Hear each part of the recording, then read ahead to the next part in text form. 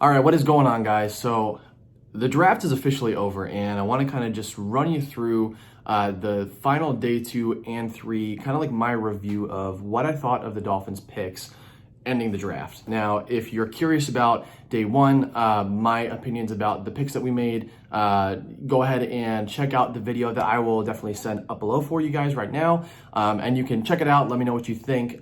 Be sure to let me know what you think down in the comments. If you agree, disagree, like the picks, hate them, whatever, be sure to let me know. But at least for today, I'm going to cover the rest of the draft. Let you know what I think of the picks, let you know what I think of a couple trades that happened. And then, like I said, guys, let me know what you think down below. So let's go ahead and get into them. I have them on my notes. I'm going to run through them real quick. So with the second pick, number 39, that's our first pick in the second round. We pick up Robert Hunt, offensive lineman. I really like this pick. I had a bit of a problem with Austin Jackson in the first round, and that was really just because he's a definite project guy. He's not the most versatile. I think he's good, but at 18, I think is a bit of a stretch. He's definitely a project guy. I think he's going to definitely need some time to develop in the NFL. But I think Robert Hunt is actually a really nice kind of contrast to that type of pick. Super versatile, got good size. He's a big mauler, man. He's a big, mean dude. I like that. Chip on his shoulder type guy. At least that's how it seems to me. So I really like Robert Hunt. Super, super versatile. He has started in college. Left tackle, right tackle, guard. Hasn't played center, but that's a super versatile guy to have. I am curious to see where they try to put him to start. My guess is probably they're going to try him at right tackle. If Jesse Davis beats him out for a job, fine. Then they move him in, to a guard. So, which is fine by me, because then at that point you've got two big mauler type dudes, Eric Flowers and Robert Hunt on your inside. You have Ted Karras, you have Austin Jackson, Jesse Davis. It's not the best line in the world, but I definitely think that it's moving in the right direction. So we'll move on from Robert Hunt. I'm going to give that grade a B+, just because of the versatility, because of the mean style of play that he's got, and that's exactly what you want protecting your quarterback. So they focus on the offensive line with that first pick. I like the pick. I'm on board with it. I think that he's definitely going to be a nice, a good contributor to the team pretty soon after he's drafted. So I like the pick. See what happens. But for now, B+. Next, we're going to do Raekwon Davis. He was the 56th pick in the draft. So our second and last pick in the second round. Interior defensive lineman, Alabama. I'm giving this one a C just because I think that it offers some good, but also there were some other positions of need that I think we probably should have focused on in the second round. Now, by that point on the board, I know Swift was off, Taylor was off the board, and I believe Dobbins was still. No, Dobbins was off the board. Correct me if I'm wrong, but I'm pretty sure Dobbins was off the board as well. So my guess is by that point, you're really kind of just taking BPA. I don't really necessarily agree that Davis is BPA at that point, but he's good. Clearly he's a good player for Alabama. He was the interior defensive lineman for them. He is pretty versatile. I like his ability to get after the passer.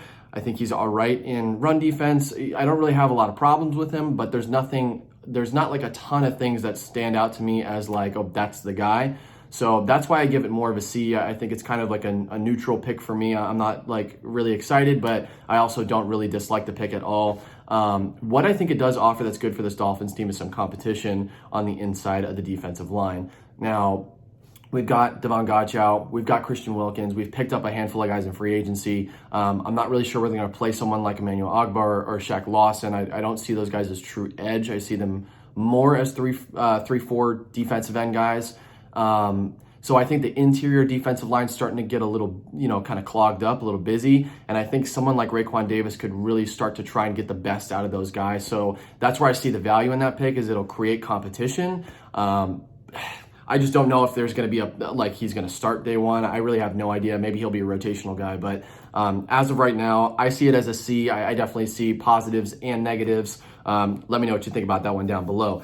Next up, with the first and only pick in the third round for the Dolphins at number 70, we pick up Brandon Jones, safety from Texas. I'm kind of doing the same thing, just a C+-ish. I think we could have addressed safety a little bit earlier than the third round. I think we need like a free safety. If we were able to get our hands on like a Antoine Winfield. I really would have liked that pickup. Because he's just a smaller guy. He's a free safety. I think he's really good in coverage. Xavier McKinney would have been a really nice fit too, because he's phenomenal in coverage. He does everything very well, and he's got experience at a top end school in the best conference in college football. So I like Brandon Jones in terms of athleticism. I think he's a smart guy. When they drafted him, there was one of the first things, as I said on the TV, is he was asking, for the combine because he couldn't perform. I think he was hurt, but he was asking for teams' playbooks and showing that he wants to learn,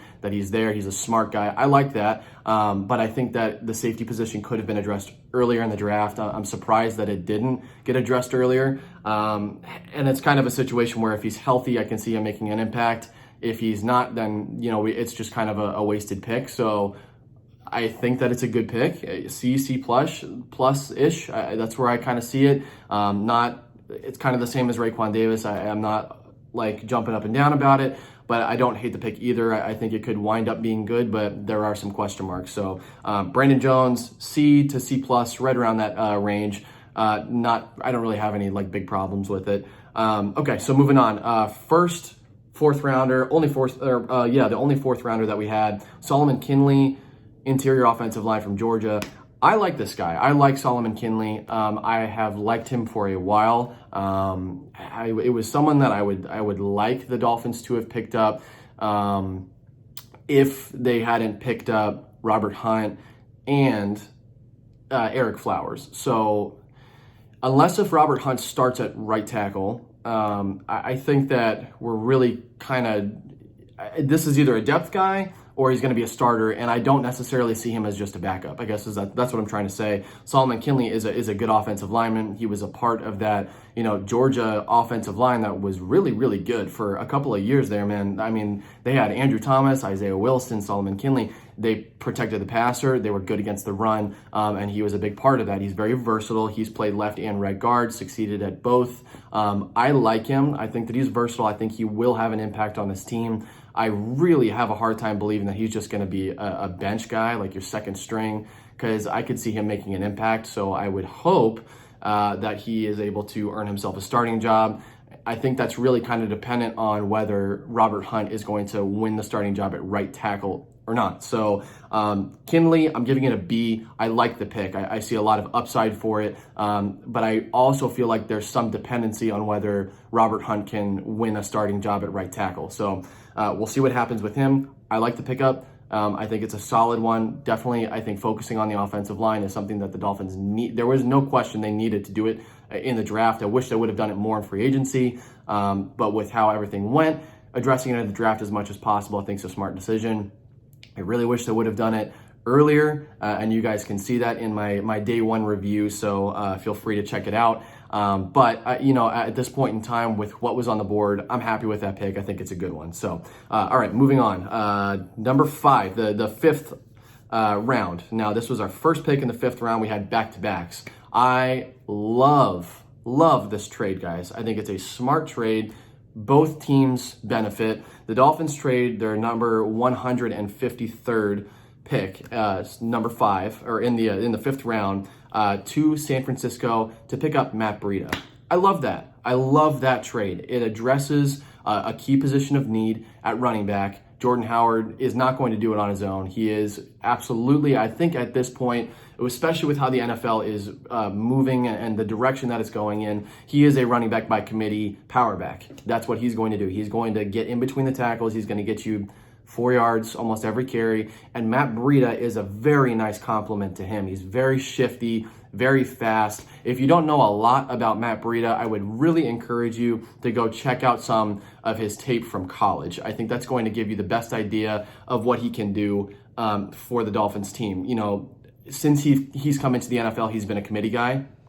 And if that's what the Dolphins are trying to, recreate and keep him in terms of his role on this team, I have no problem with that because I think he'll really succeed. I think he's a great compliment. And just to put it into perspective, when he came out in the NFL draft a few years ago, he was not invited to the draft, or not invited to the combine. He wasn't able to perform in the combine.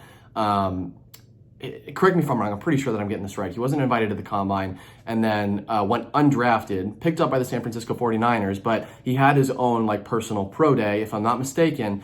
And if I'm getting this right, I'm like 90% sure that what I'm about to say is right.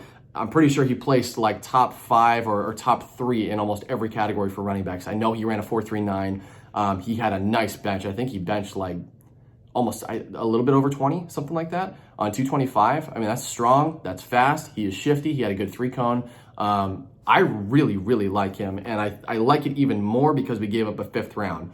At this point in the draft, guys, we had so many picks, you don't need to sign 15 guys to your team. It's just not necessarily a need for the Dolphins. There's a lot of guys to sign, a lot of money to go into players. So I was kind of hoping that we'd make some more trades, but picking up Matt Breida for a 5th, I think we get a valuable running back. He has dealt with injury, so that is definitely a concern. But if he's healthy, he is a phenomenal compliment to Jordan Howard. I think that they would be a very nice duo on the field, in the backfield for Miami. So I'm giving this one an A-.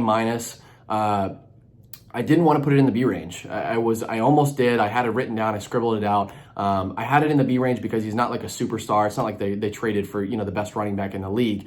But I think when you think about what they got him for, the value of a 5th round pick as opposed to the value of somebody who's going to really help you and who has established himself in the NFL, I think it's a really nice pickup for the Dolphins. So I love that trade. I think it addresses a need.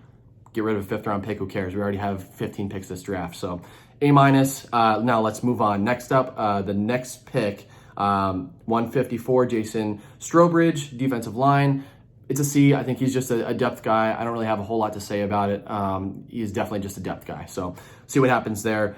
Next up, this is my favorite pick in the entire draft. There are a lot of people who love Tua, who that's clearly their favorite guy. Understandable. I don't know if, there's really anybody else that I am more excited to see get on the field for the Dolphins than Curtis Weaver, edge. I love this guy. I think he is so talented. He played in Boise State. It's not the most competition in his conference, so it's understandable, but the talent is clearly there. The physicals are clearly there. He's a big dude, and I think that it really, really addresses a key position of need for the Dolphins. And to pick him up in the 5th round, that's a steal. That is a steal. At least in looking at his tape, at least in kind of doing my own analysis of him, I would have had zero problems if the Dolphins picked him up in the 3rd round. So to get him in the 5th, I think I'm surprised that he fell to the 5th. I don't know why he did, but to pick him up where we did, I gave it just a straight A and an exclamation point next to it because, Curtis Weaver is a really, really good edge, guys. And, I would encourage you, I actually was doing a little bit more research as I was getting closer to the draft with this guy because I really do like him. I want you to go check out his numbers. Over the last 3 years, he's coming out as a junior. I want you to pull up his numbers and compare them to Chase Young, who is obviously, considered by a lot of people the best player in the draft overall, certainly the best edge rusher. Now, like I said earlier, I definitely understand 2 different conferences. Chase Young did it against some of the best talent in college football.